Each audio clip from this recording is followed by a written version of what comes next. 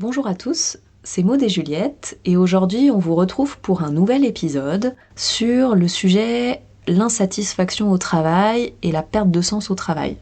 Alors pourquoi on a voulu vous parler de ce sujet? Parce que on a l'impression que ça concerne énormément de monde, que de plus en plus de personnes se questionnent sur leur domaine de vie professionnel et qu'énormément de personnes n'aiment pas leur boulot. Et le fait est qu'on s'est toutes les deux posé aussi ces questions-là et on s'est toutes les deux reconverties. Et on s'est dit que ce serait intéressant de vous partager notre expérience, ce qui nous a en fait aidé à faire le point et puis à passer le cap et à se reconvertir. En tout cas, les outils qui nous ont permis d'y voir plus clair. Du coup, dans cet épisode, on va vous transmettre tout ça. À tout de suite après l'introduction. Bonjour à tous, nous sommes Maud et Juliette, praticiennes en hypnose et en PNL, coach en reconversion professionnelle et en développement personnel. Avec notre podcast, Mieux Chiqui, notre mission est de vous guider dans l'exploration et la découverte de vos territoires intérieurs, pour transformer votre vie à l'extérieur. Nous partageons avec vous nos réflexions et nos outils, pour vous permettre de reprendre votre pouvoir, oser et devenir véritablement acteur de votre vie, celle que vous avez vraiment choisie. Ici, on va vous parler d'hypnose, de programmation neurolinguistique, de développement personnel et de santé mentale. Si ce podcast vous plaît, n'hésitez pas à partager vos réflexions et expériences en commentaire et à nous rejoindre sur nos différents réseaux sociaux. On vous remercie de votre présence ici et bonne écoute.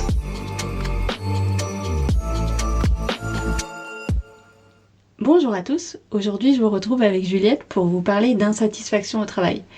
C'est un sujet super chaud en ce moment, on en entend beaucoup parler en France et même à l'étranger. Vous avez peut-être entendu parler de la grande démission aux États-Unis. Effectivement, il y a beaucoup de personnes qui sont pas heureux dans leur job ou qui sont en quête de sens. On retrouve ça d'ailleurs même dans les certaines études, pour en citer une, notamment une source INSEE, que 91% des salariés en fait sont désengagés dans leur travail et s'interrogent sur le sens de leur activité. Effectivement, vous peut-être vous ressentez ça vous aussi, ce désengagement dans votre travail, ou peut-être que vous avez des gens autour de vous qui sont pas bien.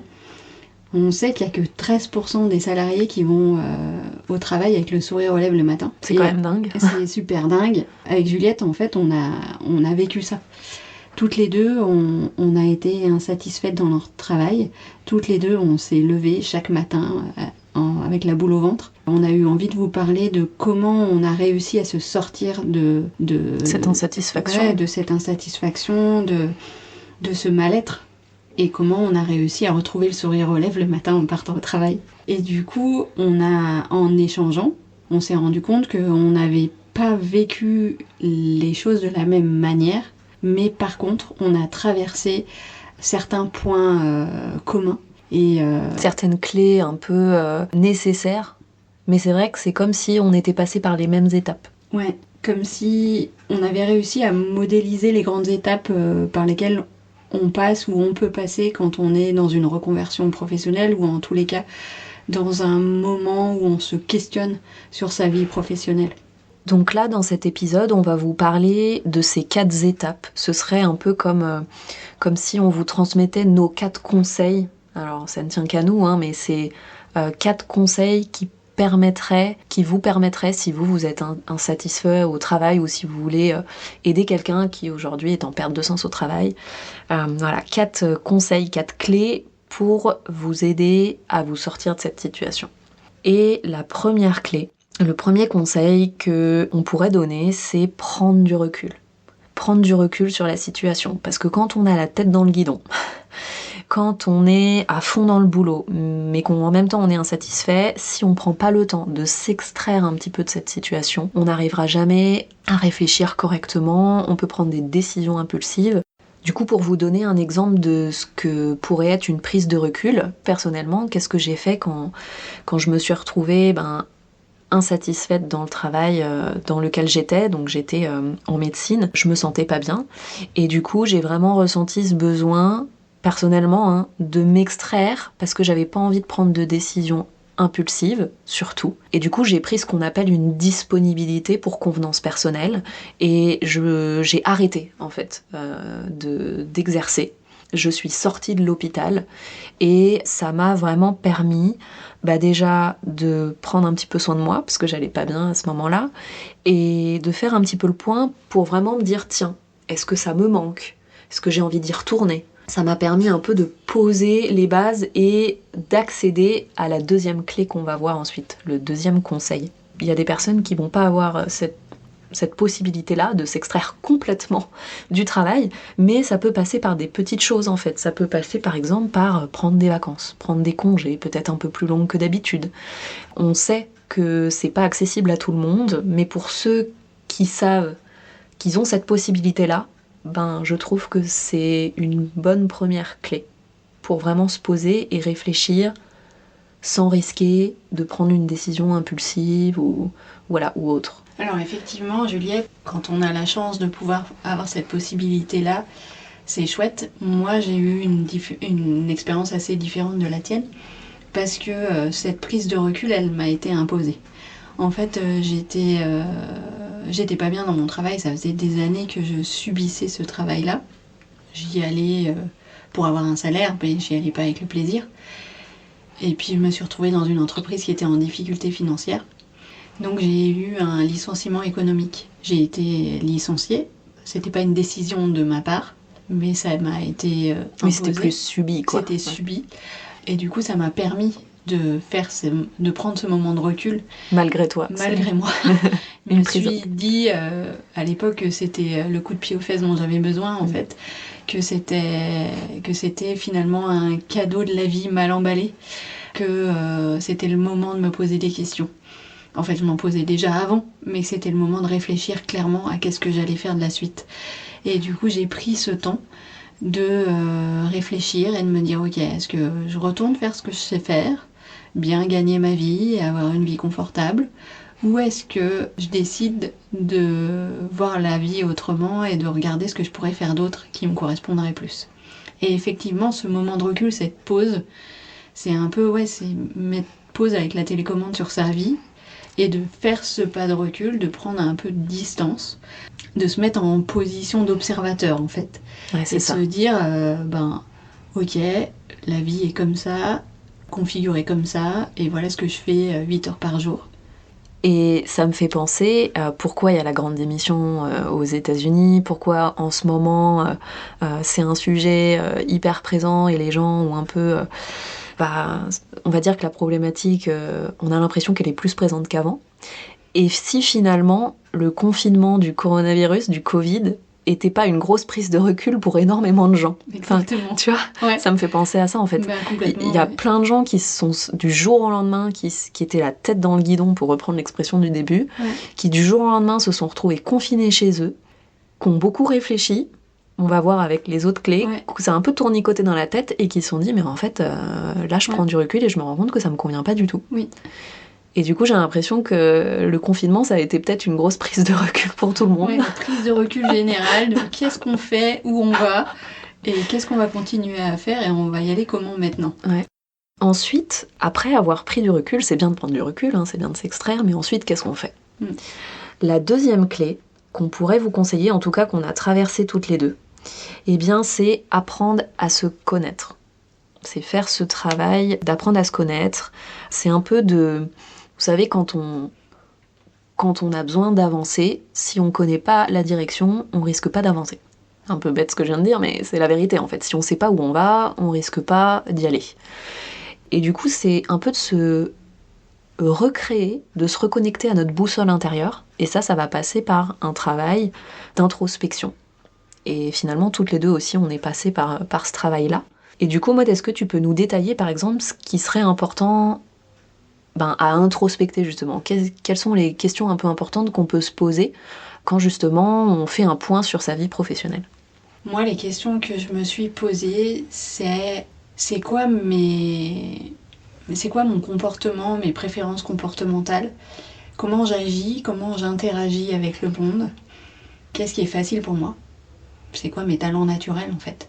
C'est quoi mes domaines d'excellence ? Après, il y a ce qu'on a appris à l'école et ce qu'on a appris durant sa carrière professionnelle, mais il y a aussi des talents naturels, des choses un peu innées. On a tous des talents naturels d'ailleurs. Hein, des choses qu'on peut aller exploiter, pousser un petit peu en profondeur et devenir encore plus excellent et devenir meilleur dans ces domaines-là. Donc il y a ces préférences comportementales, comment j'agis et comment je communique avec les autres, qu'est-ce qui me convient, qu'est-ce qui me convient pas, etc. Est-ce que du coup le métier dans lequel j'étais finalement y collait avec ma manière d'être ? Ou alors est-ce que je me rends compte que en fait peut-être qu'il me convenait pas tant que ça ? Ça va permettre d'aller vers ça en fait. Ouais, exactement. Quel domaine d'activité correspond à ma manière d'être ? Parce qu'on peut toujours agir contre son naturel, mais on se rend compte qu'on perd beaucoup d'énergie quand on fait ça.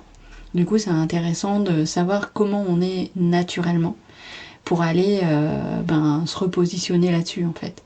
Se repositionner sur qui on est vraiment et arrêter de porter un masque, de faire semblant, d'essayer de faire rentrer un rond dans un carré en fait, d'essayer d'aller à un endroit où on n'est pas bien.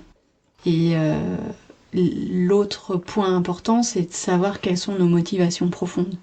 Qu'est-ce qui me nourrit ? Qu'est-ce qui fait que je me lève le matin avec le sourire ? Qu'est-ce qui fait avancer mon moteur ? Qu'est-ce qui est moteur ? Qu'est-ce qui me nourrit ? Et pour ça, il y a plein d'outils, il y a plein de manières de travailler là-dessus et on ne veut pas rentrer dans le détail forcément dans ce podcast. Mais c'est important de se poser ces questions-là. Qu'est-ce que j'aime vraiment ? Pour parler un peu de comment j'ai fait pour justement apprendre à mieux me connaître. Alors effectivement, il y a des outils, apprendre justement quels sont les types d'environnements qui nous conviennent, quels sont nos talents, du coup, dans quel type de métier on peut les vivre, ces talents-là. Et puis quelles sont aussi les choses qui nous prennent de l'énergie, qui nous pompent de l'énergie, et du coup, est-ce que dans notre métier actuel, en fait, on est dans un truc qui nous prend trop d'énergie ? J'ai aussi fait un gros travail sur mes valeurs. Alors les valeurs, ça pourrait ressembler un peu aux motivations profondes. Les valeurs, c'est tout ce qui est important pour nous. C'est les leviers motivationnels justement les plus importants. Quand on est connecté à ces valeurs, c'est ce qui nous fait nous lever le matin en fait. Et du coup, moi j'ai fait un gros travail sur quelles étaient mes valeurs. Quelles étaient notamment mes valeurs phares, parce qu'on a tout un panel de valeurs, on en a beaucoup, mais il y en a qui sont plus importantes que les autres. Et du coup, en prenant conscience de mes valeurs, parce qu'en fait, pour beaucoup de personnes, les valeurs sont inconscientes. Hein. Il y en a qui sont de manière assez spontanée, tiens, j'ai une valeur de liberté, voilà, c'est assez en conscience, et puis il y a des valeurs qui sont plus inconscientes. Et mettre en conscience ces valeurs-là, ça m'a permis vraiment de vérifier si je vivais mes valeurs au quotidien dans mon travail, ce qui n'était pas forcément le cas. Et ça m'a permis vraiment de voir qu'il y avait vraiment un désalignement. Et c'est ça qui me nourrissait pas en fait. Et du coup, quand vous connaissez vos valeurs, ça vous permet de voir si dans votre métier, vous incarnez ces valeurs-là. Et si elles sont pas incarnées, est-ce que c'est une histoire d'entreprise ? Est-ce qu'en fait, je suis pas alignée avec les valeurs de l'entreprise et en fait, le métier me convient ? Ou alors, est-ce que c'est le métier qui me convient pas ? Et que j'ai besoin d'aller incarner mes valeurs dans un autre métier. Donc ça, c'est aussi quelque chose qui m'a pas mal aidée. Pour le dire autrement, vous pourriez vous poser la question, qu'est-ce qui est non négociable pour moi ? Ça, c'est vraiment une question importante à se poser. À partir de maintenant, qu'est-ce que je décide qui devient non négociable ? Qu'est-ce qui est vraiment important ? Et du coup, ça guide, c'est une boussole pour la suite. Du coup, si je reprends, il y a le premier conseil, ce serait la prise de recul. Le deuxième conseil, ce serait apprendre à se connaître, à mieux se connaître, faire de l'introspection. Et puis, troisième conseil, ce serait, au regard de cette introspection, c'est travailler sur soi. Et notamment, prendre conscience qu'on peut être confronté à des freins, dans l'idée de changer d'entreprise ou de changer même de travail, qu'on est confronté à des peurs, qu'on est confronté à des croyances. Et du coup, il va falloir aussi travailler la confiance en soi.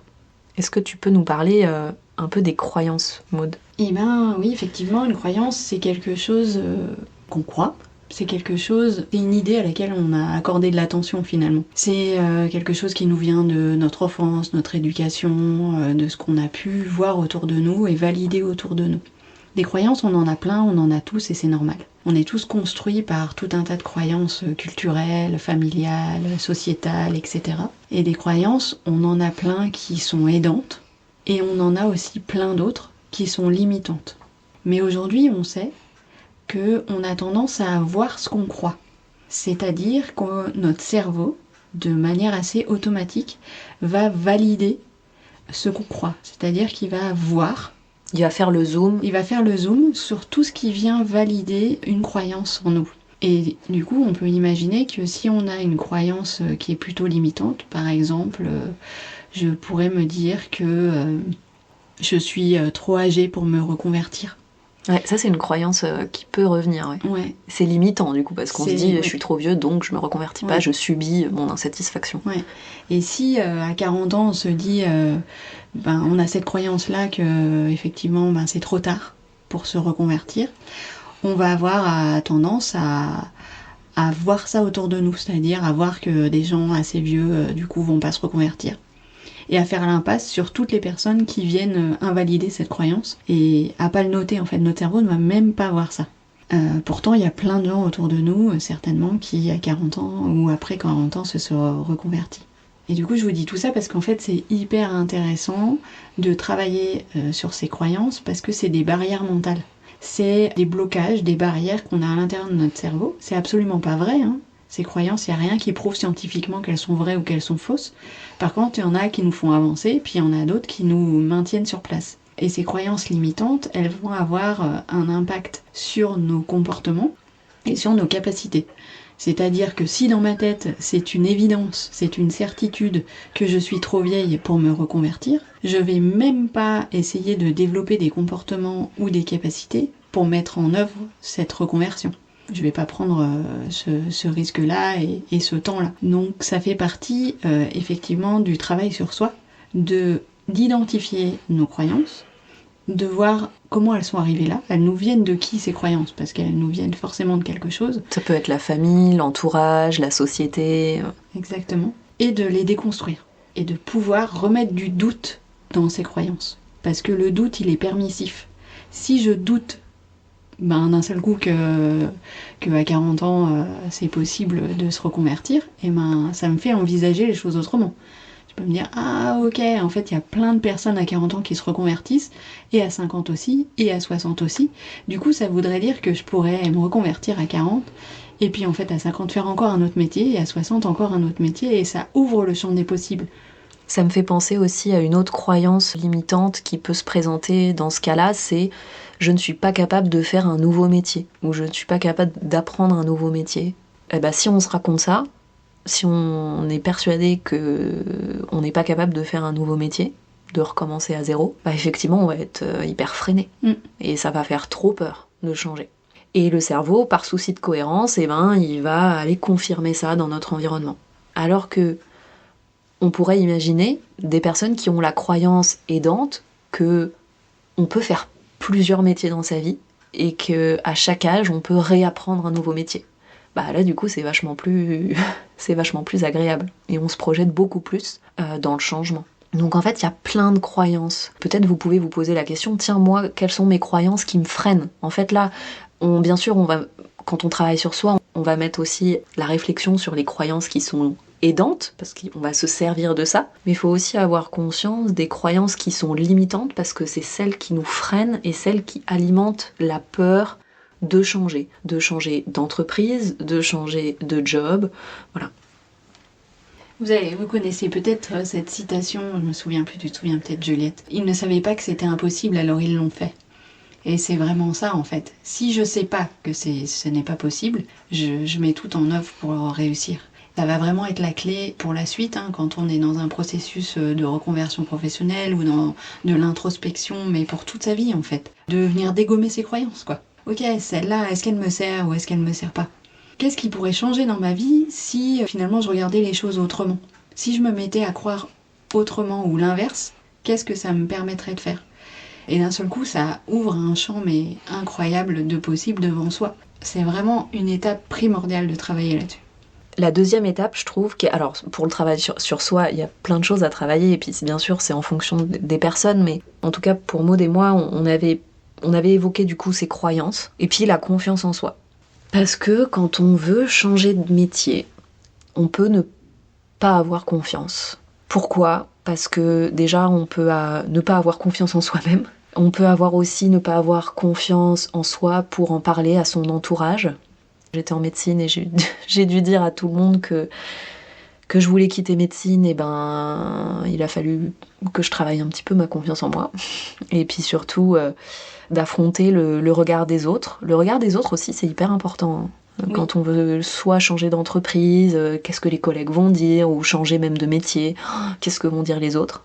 Et puis quand on n'est pas sûr de soi, on a tendance à aller demander l'avis des autres pour aller conforter ce qu'on ressent.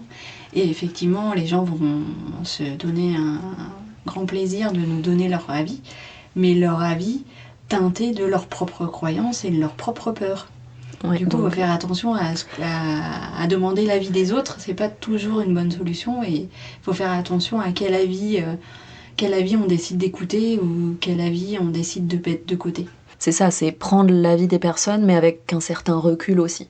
Parce que chacun va avoir son propre prisme, ses propres filtres, et du coup, ces personnes-là ne sont pas vous. Et ces personnes-là ne sont pas à votre place dans votre métier qui vous insatisfait aujourd'hui. Ouais. En tout cas pour ceux qui sont concernés. Moi, si j'avais écouté les gens autour de moi à l'époque qui me disaient « Oh là là, mais tu vas pas faire hypno, il y en a 3 par rue, de toute façon, les gens ils ont peur, ils viendront pas, ou alors il faut 5 ans pour se faire une clientèle, etc. Tu vas pas réussir à en vivre. » Si j'avais écouté toutes les croyances limitantes des gens, toutes les peurs et tous les retours de mon entourage, j'aurais jamais osé me lancer.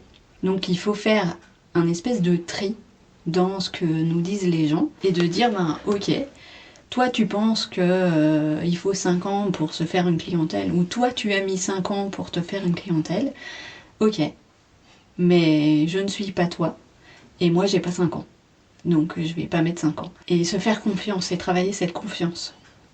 Du coup, travailler sur soi, travailler sa confiance en soi. Parce que on peut être freiné, parce qu'on se sent pas capable, on n'a pas assez confiance pour se projeter, notamment vers l'inconnu. Il y a une phrase qui dit que le cerveau préfère un connu inconfortable que un confort inconnu.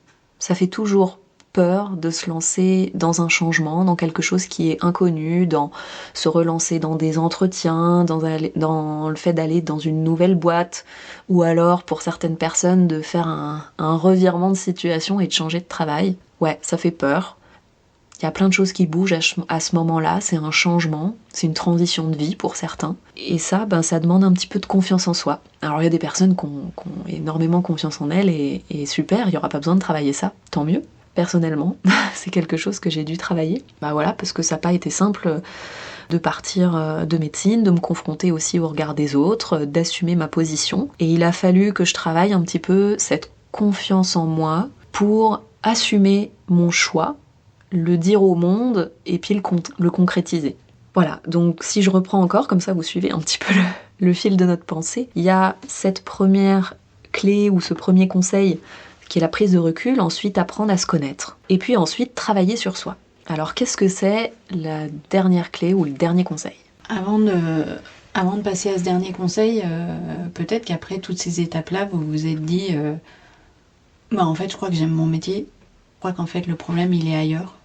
Je crois que peut-être c'est l'entreprise dans laquelle je suis qui a pas les mêmes valeurs que moi, et en fait faudrait juste que je change d'entreprise. Mais mon métier, je l'aime. Ou alors, peut-être que j'aime mon métier, je suis bien aussi avec mes collègues et l'entreprise dans laquelle je suis, mais c'est juste que j'ai pas su poser mes limites, et que mon rythme de travail est trop élevé, et du coup je peux réadapter ça, mais qu'en fait je me sens bien dans ce que je fais là. Ce travail d'introspection, il amène pas forcément à une reconversion totale. Par contre, il permet d'identifier les points clés sur lesquels on a à travailler. Mettre le focus sur ce qui va pas, en fait. Ouais. Et peut-être, je dirais même que ça peut être encore quelque chose. Ça pourrait être, en fait, ce qui va pas, c'est ma vie perso. mais en fait au boulot ça va. Et ça peut être encore autre chose. Mais justement, ces phases-là, elles permettent d'identifier, de mettre le regard sur ce qui va pas. Et donc la dernière étape, c'est passer à l'action. Et parfois même que ces étapes, elles se chevauchent l'une l'autre. C'est-à-dire que des fois, pour travailler sa confiance en soi, il faut passer à l'action. Parce que c'est en faisant que je prends confiance. Et ce passage à l'action, il commence par définir un objectif. En fait, je passe à l'action, mais pourquoi ? C'est quoi mon objectif ? Je veux quoi ? Si on connaît pas le chemin, si on sait pas où on va, on risque pas d'avancer. Voilà, c'est ça. Et cet objectif, il peut être un peu lointain, il peut faire peur. Parce qu'il peut être énorme. Un peu comme une grande montagne. Voilà. Un sommet d'une montagne, ça a l'air hyper cool, Ouais. Le sommet, mais ça fait un peu flipper. Voilà, ça fait flipper parce qu'il y a tout ça à gravir. Et du coup, il faut avoir cet objectif en arrière-plan, en tâche de fond. Mais pour avancer, il faut découper tout ça en petits pas. Des petits pas, toujours un peu challengeants, mais accessibles. Vous avez peut-être déjà vu cette image qui tourne pas mal sur les réseaux sociaux où on voit un petit bonhomme qui veut grimper en haut d'une échelle. Effectivement, si les barreaux sont rapprochés, il arrivera à atteindre le sommet de l'échelle, mais si les barreaux sont trop éloignés, il ne pourra pas monter jusqu'au sommet. Et c'est pareil pour nous. En fait, si l'objectif est trop loin ou est trop difficile, on ne pourra pas avancer. Et on va procrastiner et on va retomber dans nos peurs et dans nos blocages. Par contre, si chaque jour j'ai un petit pas à faire, je sais que, ok, aujourd'hui je fais quoi ? Et demain je fais quoi ? C'est quoi qui est toujours accessible, qui me challenge un petit peu mais qui est accessible. Et dans ce cas-là, quand j'avance dans le moment présent, sans jamais trop regarder le sommet de la montagne, jour après jour, en découpant en fait cet objectif en petits pas, et souvent on se rend compte que quelques semaines, quelques mois plus tard, quand on se retourne, on se dit il s'est passé tout ça en fait. Et moi ça a été exactement ça dans mon expérience. De reconversion. De reconversion, ça a été ok, c'est quoi mon petit pas ? Alors j'ai eu besoin de me faire aider moi. Pour faire tout ce travail, ça a été difficile. Et j'en avais déjà parlé dans un premier épisode. T'avais fait un bilan de compétences. J'avais fait un bilan de compétences et j'avais eu besoin d'un guide. Et c'est complètement ok. Toi, Juliette, tu l'as fait différemment. Et tu nous en parleras tout à l'heure. Et dans ces petits pas, il y a eu ce bilan. Et après, il y a eu tout un tas de formations, de rencontres, etc. Et j'ai jamais regardé trop loin devant parce que ça me faisait très peur. Mais je savais, le mois prochain, j'ai ma formation qui commence. Je vais faire ça, etc. Et finalement, un an après, quand je me retourne, je me rends compte que ça y est, je suis praticienne en hypnose, que j'ai mon cabinet à Annecy, que j'ai un cabinet à Genève, que je commence à faire de la formation, que je pratique l'hypnose mais que je fais aussi du coaching, que j'ai créé un podcast, etc., etc. Si on m'avait dit qu'il fallait atteindre tout ça, j'aurais déjà jamais cru que j'allais faire tout ça et ça m'aurait paru trop gros, trop impossible à atteindre. Mais j'ai avancé en essayant de lâcher prise, dans le sens où j'ai essayé d'être dans le moment présent. À chaque fois que je commençais à être submergée par mes peurs, parce qu'il y en a eu, de me refocaliser sur le moment, de respirer profondément par des exercices, etc., d'aller marcher, d'aller faire du sport, pour me dire, ok, qu'est-ce que je peux faire aujourd'hui ? Qu'est-ce qui est en mon pouvoir aujourd'hui ? Le reste, c'est pas grave. Mais aujourd'hui, qu'est-ce que je peux faire ? Et comme ça, j'ai su avancer. Toi, Juliette, ça s'est passé comment ? Alors moi, mes petits pas... Alors, effectivement, moi, quand je me suis rendu compte que j'étais trop insatisfaite dans ce métier de médecin et tout ça, le truc, c'est que je savais pas quoi faire après.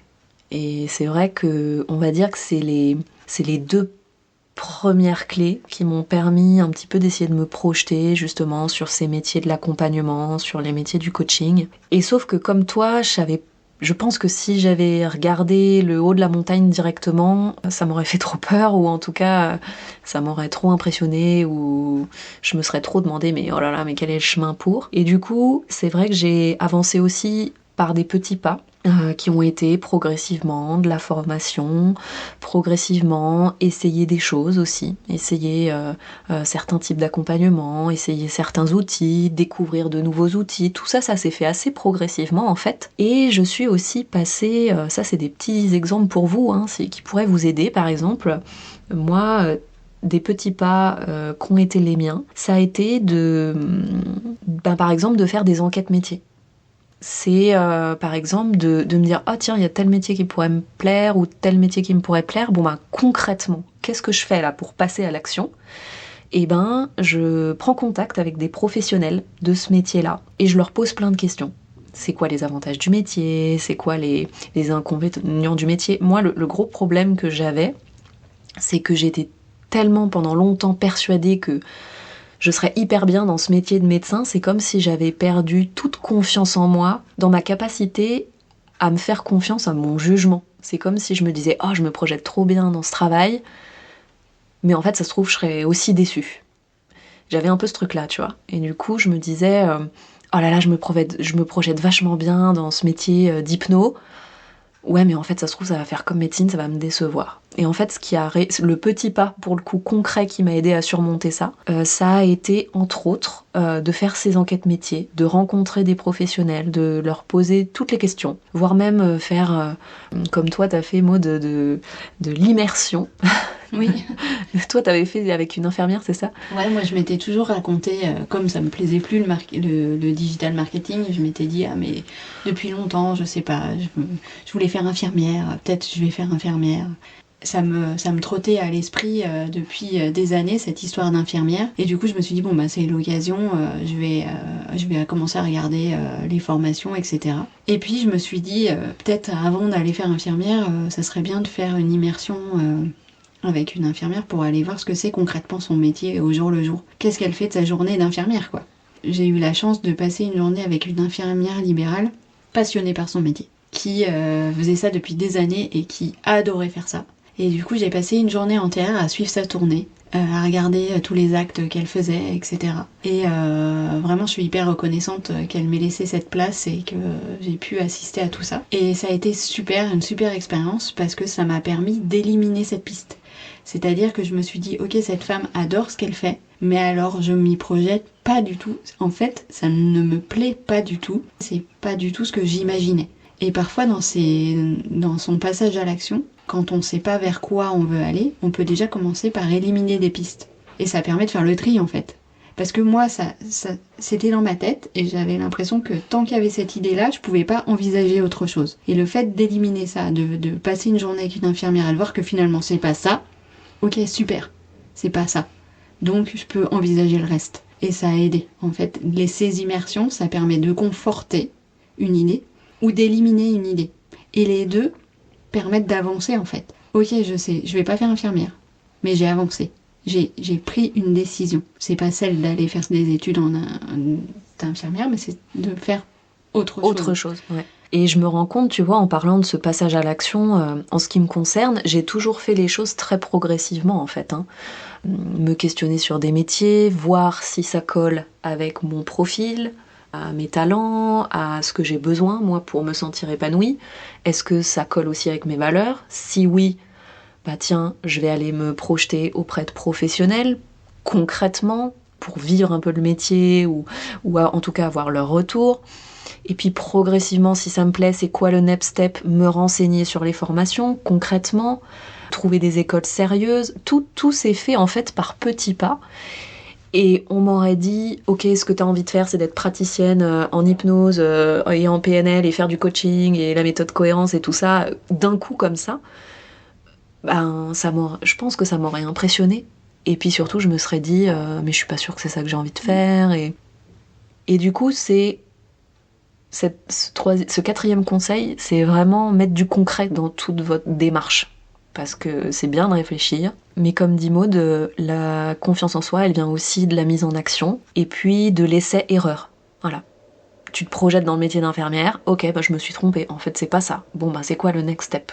C'est vraiment ça, gagner en confiance, et faire votre expérience concrètement sur le terrain, pour voir si c'est ok ou si c'est pas ok. Et un conseil là-dedans, c'est d'aller sélectionner des professionnels qui aiment leur métier. N'allez pas passer une journée avec quelqu'un qui est déjà en bout de course, à bout de souffle et qui est en perte de sens dans ce qu'il fait, parce que du coup vous allez être influencé par son état d'esprit et son émotion. Autant aller voir quelqu'un qui même s'il n'est pas passionné mais qui aime ce qu'il fait. Comme ça, vous faites un choix éclairé. Vous faites un choix de, ok, concrètement, la personne, elle fait ça de sa journée. Est-ce que je me vois là-dedans ou pas? Et je suis pas influencée par la mauvaise humeur de la personne ou par le fait qu'elle en ait marre de faire ça parce que ça fait déjà 20 ans qu'elle le fait. Et dans cette mise en action, c'est bien aussi parfois de se sentir soutenu. Et ça, peut-être que toi, Maud, aussi, tu l'as eu. Mais ça me fait penser aussi à en parler à ses proches, en parler à ses amis, se faire accompagner et soutenir par sa famille.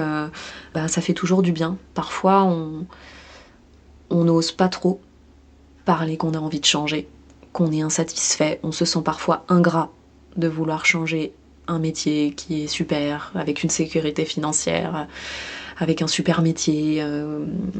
Voilà, je pourrais rajouter, c'est un peu la dernière clé, le cinquième conseil, c'est en parler, parce que ça fait du bien en fait aussi de sortir un peu tout ça. Parfois on est épuisé, parfois on sent un mal-être qui s'installe, parce qu'on est trop insatisfait au travail. Et peut-être que la réponse sera pas d'ailleurs le changement de boulot, hein, encore une fois.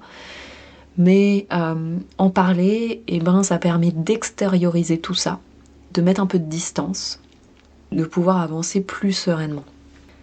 En parler, mais en parler aussi à des personnes qui vont nous soutenir. On dit qu'on est la somme des 5 personnes qui sont les plus proches de nous, qui nous entourent. Effectivement, si mes proches, mes amis sont des gens plutôt pessimistes, qui croient pas en mon projet... Oui, bien sûr, il faut mettre cette nuance. qui ont peur, qui sont pleins de bocages et qui eux-mêmes n'ont jamais osé sortir de leur zone de confort et qui du coup ont peur pour nous, ils vont peut-être nous limiter ou en tous les cas nous empêcher ou nous ralentir dans ce changement. Donc c'est important de s'entourer de personnes qui ont peut-être traversé la même chose ou qui vont nous accompagner positivement dans ce changement. C'est pour ça que c'est important parfois de se faire aider. Et moi, j'ai eu besoin à un moment donné de me faire aider par des gens qui avaient aussi traversé ça et dont c'était le métier, l'expertise. C'est pour ça que je vous dis, c'est ok de faire ça et parfois c'est vraiment aidant. Je suis pas en train de dire que ma famille m'a pas soutenue, hein. C'est pas du tout le cas, mais... Non, mais t'as raison, on en parlait dans les croyances. On va avoir des parents qui ont très peur du choix de leurs jeunes adultes enfants, de changer de voie et tout ça. Donc voilà, je mets juste un petit bémol, en parler, s'entourer, mais des personnes qui vont nous aider à le faire. Être bienveillante avec nous et être... nous laisser notre objectivité. Voilà, c'est ça. Voilà, on a un peu fait le tour de toutes ces... Alors, ce sont nos conseils, bien sûr, qui viennent de notre expérience. Ce sont ces 4 clés plus la 5e, je dirais, de se faire soutenir. On espère que soit, si vous êtes dans ce cas, d'être insatisfait au travail, ça vous aura donné directement pour vous des clés. Et puis, si vous connaissez quelqu'un qui est insatisfait, ça pourra permettre peut-être pour vous de lui donner quelques conseils ou peut-être de l'aider à votre manière. En tout cas, voilà, c'était important pour nous de parler de ce sujet-là parce que on l'a vécu toutes les deux. Je pense qu'on n'est pas les seuls. Et oui, ça nous tient à cœur. Ce sujet-là nous tient à cœur parce que forcément, c'est des gros moments de vie, des gros changements de vie, des grosses étapes. Des grosses transitions de vie, ouais. Et c'est important d'en parler, de revenir dessus et de pouvoir partager ces clés-là avec vous. Parce que si on avait eu ça dès le départ, peut-être qu'on aurait été plus sereine. Rassurée. Dans ce cheminement. Ouais, c'est ok de traverser des moments difficiles. Et puis surtout, je vais sortir de ça en fait. À un moment donné, il y a la lumière au bout. Voilà, on arrive à la fin de ce podcast qui est certes un petit peu plus long que ce qu'on avait prévu, parce qu'on avait beaucoup de choses à vous partager. N'hésitez pas à nous faire un retour dans des commentaires ou personnels si ce podcast vous a intéressé, si ce podcast vous a plu. En tout cas, on espère, avec notre expérience à nous, nos petites clés, vous avoir transmis des choses intéressantes pour vous. Et on se retrouve dans 15 jours pour un prochain épisode.